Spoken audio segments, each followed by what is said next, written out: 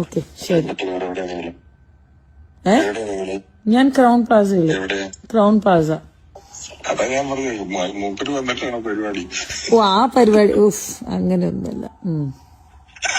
ചേട്ടൻ പരിപാടിയുടെ കാര്യത്തിനെ കുറിച്ചുള്ള ഡിസ്കഷനിലാണ്. ഇത് ആരുടെ കാര്യമാണെന്ന് അറിയാമല്ലോ. പാലക്കാട് നമ്മളെല്ലാവരും വോട്ട് ചെയ്ത് ജയിപ്പിച്ച രമേശ് പിഷാരടി ശ്വേതാമേനോട് ഫോണിൽ സംസാരിക്കുന്ന ഒരു ഓഡിയോ ആണ് ഇന്ന് പുറത്തു വന്നിരിക്കുന്നത്.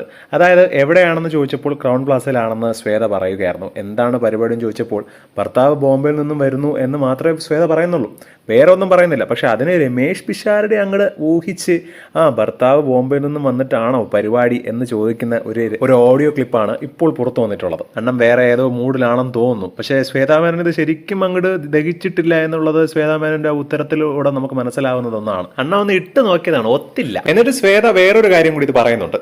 അതാണ് അല്ല ഹസ്ബൻഡ് വന്നു പോട്ടല്ല. പിഷു എങ്ങനെ സാധിക്കുന്നു? മുറത്ത് എന്തൊരു മാന്യൻ. ശ്വേത പറയുന്നുണ്ട് എനിക്ക് ഇങ്ങനത്തെ ഡബിൾ മീനിങ് കാര്യങ്ങളൊന്നും പറഞ്ഞാൽ സ്ട്രൈറ്റ് ഫോർവേഡ് ആണെന്ന്. അപ്പോൾ ഉടനെ പിഷാരടി പറയുന്ന ഒരു ഡയലോഗ് ഉണ്ട്, അതായത് ഭർത്താവ് വന്ന് പോട്ടെ നമുക്കെല്ലാം ശരിയാക്കി തരാം. പക്ഷെ എൻ്റെ ഒരു കാര്യം, ഈ രമേശ് പിഷാരടി എന്ന് പറഞ്ഞ വ്യക്തി പാലക്കാട് MLA ആയിട്ട് ഇന്ന് ജയിച്ചതല്ലേ ഇടേ?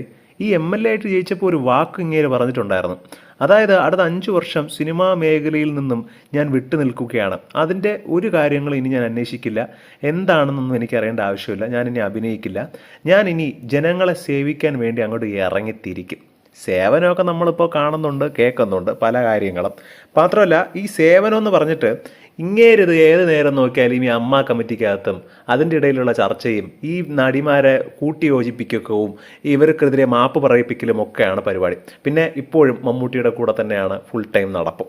ഈ ജനങ്ങളെ സേവിക്കുക എന്ന് പറയുന്നത് എന്തിൻ്റെ അർത്ഥത്തിലാണെന്നൊന്നും എനിക്ക് അറിഞ്ഞുകൂടാ.